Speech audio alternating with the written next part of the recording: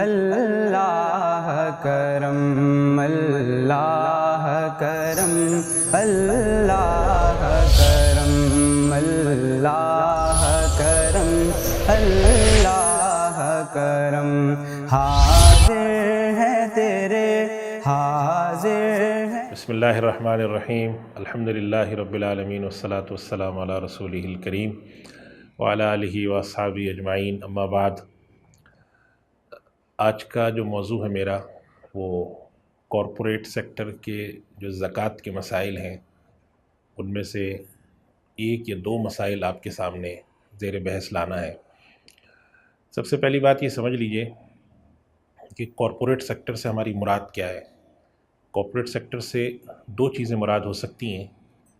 ایک تو وہ ادارے جو کہ باقاعدہ طور پہ کمپنی یا فرم کے طور پہ رجسٹرڈ ہے اور بہت بڑا کاروبار ہے ان کا، لمیٹڈ کمپنیاں ہیں جن کے شیئرز بھی اسٹاک مارکیٹ میں بکتے ہیں۔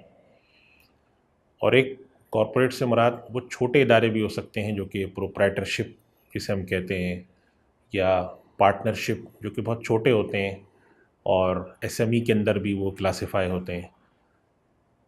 تو اس طرح کے جو کاروبار ہیں یہ اپنی زکوٰۃ کا حساب کتاب کس طرح سے کریں گے؟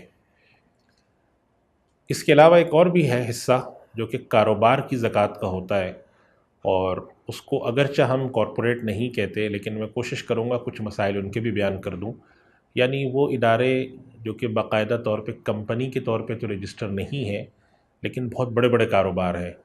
کپڑے کا بڑا کاروبار ہے پاکستان میں یا کراچی میں، ان کی 4 5 6 برانچز ہیں۔ اسی طرح سے والیوم بہت بڑا ہے ان کا، لیکن وہ کوئی کمپنی نہیں ہے، باقاعدہ طور پہ فرم نہیں ہے، لیکن بہت بڑا کاروبار ہے۔ کپڑا مارکیٹ میں بیٹھتے ہیں، اناج مارکیٹ میں بیٹھتے ہیں، پھلوں کی منڈی میں بیٹھتے ہیں، یا ڈسٹریبیوشن ان کے پاس ہے، بہت بڑی سیٹ اپ ہے، کسی کمپنی کا انہوں نے کوئی ڈیلرشپ لے رکھی ہے، لیکن باقاعدہ طور پہ وہ فرم کے طور پہ رجسٹر نہیں ہے، کاروبار چل رہے ہیں۔ یہ سب کے سب کارپوریٹ سیکٹر کی زکوٰۃ کے اندر یہ سب چیزیں شامل ہیں۔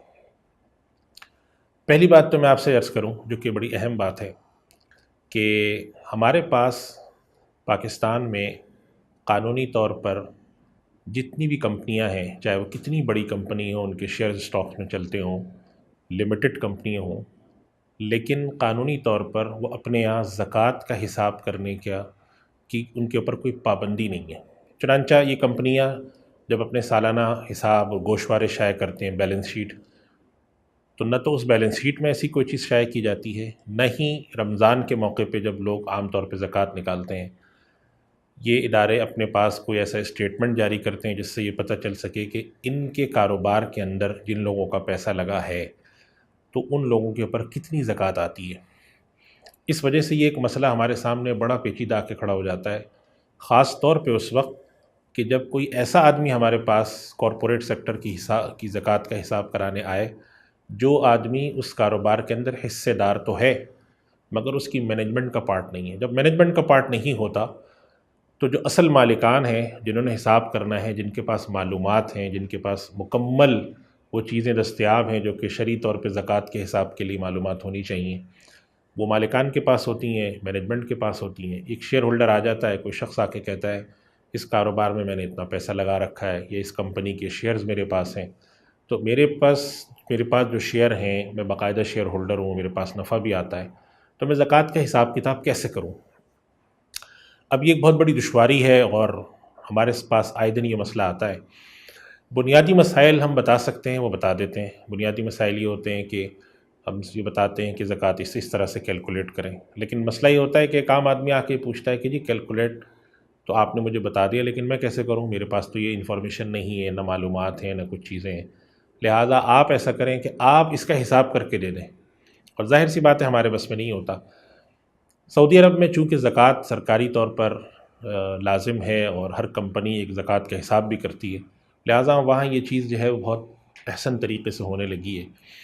لیکن خوش آئند بات یہ ہے کہ پاکستان میں بھی اب جو اکاؤنٹنگ کی باڈیز ہیں وہ اب اس رخ پر کام کرنے جا رہے ہیں جس کے ذریعے اب وہ لوگوں سے یہ مطالبہ رکھیں گے جو کمپنیاں ہیں کہ آپ اگرچہ قانوناً آپ پر پابندی نہیں، لیکن اگر آپ ایک رضاکارانہ طور پہ والنٹری طور پر اگر آپ ایک اسٹیٹمنٹ آف زکوٰۃ بھی شائع کر دیا کریں تو لوگوں کا کافی فائدہ ہو جائے گا، اور لوگ جو ہے وہ زکوٰۃ کا حساب کتاب کر سکیں. تو یہ ایک پہلی بنیادی بات ہے تمہیدی جو میں آپ کے سامنے عرض کرنا چاہ رہا تھا. دوسری بات کہ جو کارپوریٹ سیکٹر ہوتا ہے بنیادی طور پہ ہم اس کے 3 حصے کرتے ہیں.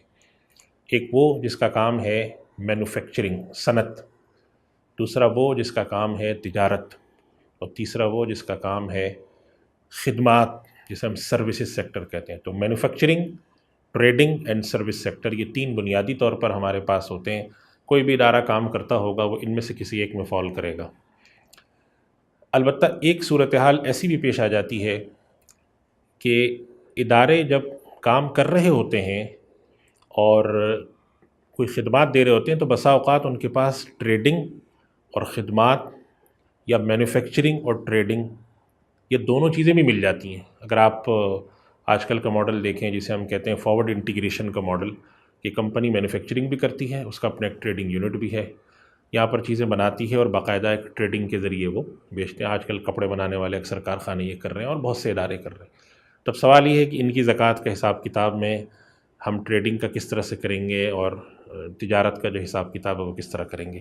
یہ ہمارے سامنے بنیادی طور پر ایک سوال ہے، اور انشاءاللہ تعالیٰ جب اس پروگرام کو ہم آگے لے کے چلیں گے تو ان خطوط پر زکوٰۃ کے مسائل آپ کے سامنے مختصراً رکھیں گے تاکہ آپ کو اس سلسلے میں کچھ آگاہی حاصل ہو سکے.